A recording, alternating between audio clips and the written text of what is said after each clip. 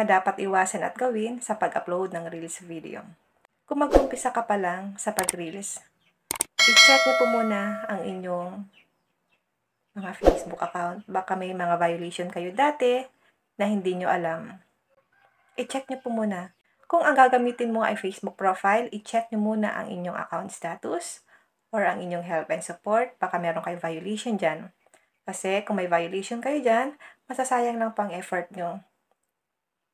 Linisin nyo muna ang inyong mga Facebook account bago po kayo. Linisin nyo muna ang inyong Facebook account bago kayo mag-start na mag-upload ng inyong mga Reels video. Kung matagal mo na yung ginagamit, yung Facebook profile nyo, mas maganda po na gumawa na lang kayo ng Facebook page. Kasi, kung may violation kayo dyan dati, baka na-delete na yun ni Facebook, hindi nyo na po makikita yan. Kaya, ang suggest ko dito, mas maganda gumawa ng Facebook page sa inyong pag-upload ng mga Reels video. Maraming nagko-comment sa akin, ang gamit nila ay Facebook profile. Hindi nila ma-open ang kanilang Facebook profile sa Creator Studio or Meta Business Suite. Kasi, iilan lang po ang nakakapag-open ng Creator Studio sa kanilang mga Facebook profile. Paano natin ma-access ang ating mga video kung hindi natin yun na-open? Paano po natin maito-turn on ang ating stream ads, lalo na po kung eligible na kayo dyan? Paano natin yun ito-turn on kung hindi ka maka-access sa inyong Creator Studio gamit ang inyong Facebook profile? Ang suggest ko po, gawa na lang kayo ng inyong Facebook page para makasigurado kayo na ma-access nyo ang inyong Facebook page sa inyong mga Meta Business Suite. Kailangan po malinis ang ating Facebook profile or Facebook page bago tayo mag-umpisa dito sa pag-upload ng Reels. Bago nyo po i-turn on ang inyong Turn On Professional Mode, siguraduhin nyo po muna na malinis ang inyong mga Facebook profile kung yan talaga ang gusto mong gamitin.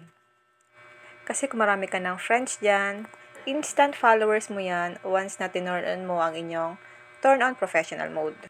I-check nyo po ang inyong account status. Kung may na-comment kayo sa ibang content creator, i-delete nyo po muna. I-delete nyo po muna ang inyong mga violation. At bago nyo po i-turn on ang inyong Turn On Professional Mode. Bawal din tayong kumuha ng ibang video na hindi sa atin. Iwasan nyo po na kumuha ng ibang mga video na hindi naman po sa atin. Kasi pwede kayo dyan magkaroon ng violation.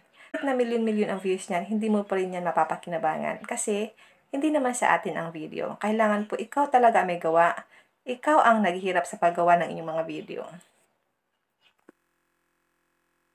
Huwag kayong mag-upload ng ibang video na galing sa ibang platforms. Kasi, madedetect yan ni Facebook. Lalo na po kung may mga watermark. Iwasan niyo po na mag-upload ng may mga watermark na logo. Sa Facebook Reels po, once na mag-upload tayo, kailangan yan guys, naka 9:16 or naka portrait. Yun po ang sukat ng video sa Facebook Reels. Kailangan naka 9:16 yan. Iwasan nyo rin pong gumamit ng mga music na nasa music library. Diba once na nag-upload tayo ng ating Reels, meron dyan mag-appear na add music. Diba po meron dyan add sound o kaya add music. Huwag niyo pong gagamitin yan, lalo na po kung mag-uumpisa ka pa lang dito. Pwede lang gumamit niyan ang mga monetized na sa ads on Reels and then na-invite na sila sa licensed music.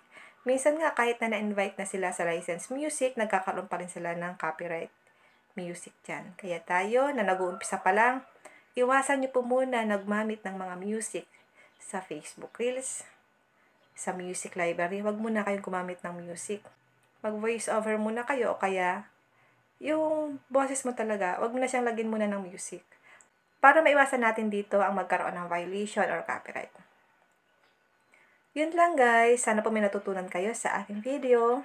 Kung hindi ka pa sa akin naka-follow, follow niyo po ako, Positive Mind. Kung hindi ka pa sa akin naka-subscribe sa aking YouTube channel, pa-subscribe po ako, Arca Willow, para ma-update ka sa mga susunod kong video. And now, thank you for watching. God bless you all.